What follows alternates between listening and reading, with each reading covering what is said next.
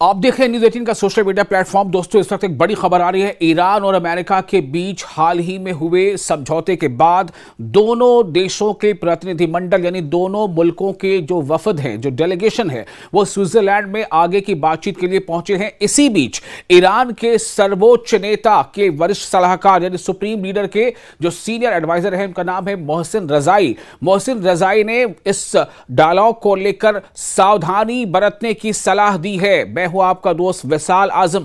दोस्तों, क्या कहा है सुप्रीम लीडर के चीफ एडवाइजर रजाई ने लिखा है सोशल मीडिया प्लेटफॉर्म एक्स पर एक पोस्ट में कहा है कि अमेरिका पर ज्यादा भरोसा करना सही नहीं होगा। जी हां, आप सुने, एक तरफ तो बातचीत के लिए दोनों जो डेलीगेशन है दोनों देशों की वो पहुंच रहे हैं, लेकिन मोहसिन रजाई ये कह रहे हैं कि अमेरिका पर ज्यादा भरोसा करना सही नहीं होगा क्योंकि उसका पिछला रिकॉर्ड वादों को पूरा न करने का रहा है।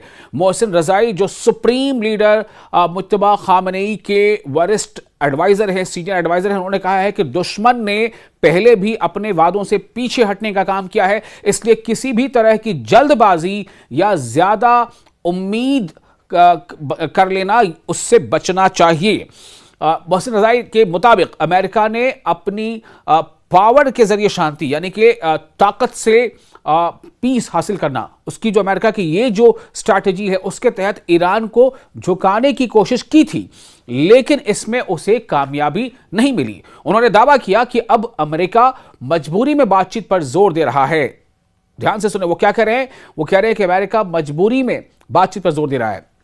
गौरतलब है कि ईरान के प्रेसिडेंट मसूद पेजेश्कियन और अमेरिका के राष्ट्रपति डोनाल्ड ट्रंप ने हाल ही में एक समझौता ज्ञापन यानी MOU जिसे कहते हैं मेमोरेंडम ऑफ अंडरस्टैंडिंग, उस पर दस्तखत किए हैं। इस समझौते में अगले 60 दिनों के अंदर एक अंतिम समझौते के हतमी जो समझौता होगा उसके लिए और बातचीत जारी रखने पर रजामंदी बनी है। ये जो 14 पॉइंट इस समझौते में शामिल हैं, 14 नुकात शामिल हैं।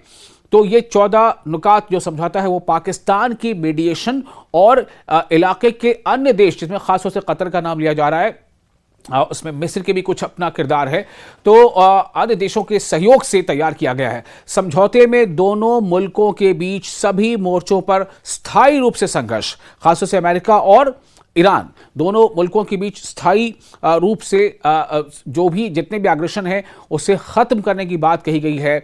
यानी कि जो संघर्ष या जो कह लें कि हम जो हालत जंग है उस पर रोक लगाने की बात की गई है। इसके अलावा अमेरिका के जरिए ईरान पर लगाई गई पाबंदियों को फेज वाइज मरहलेवार तरीके से हटाने, 30 दिनों के अंदर समुद्री नाकेबंदी खत्म करने और हॉर्मुज जल डब्रूमध्य यानी स्ट्रेट ऑफ हॉर्मुज के रास्ते व्यापारिक गतिविधियों को बहाल करने के लिए भी, यानी कि ट्रेड ऑपरेशंस के लिए बहाल करने का भी प्रोविजन है।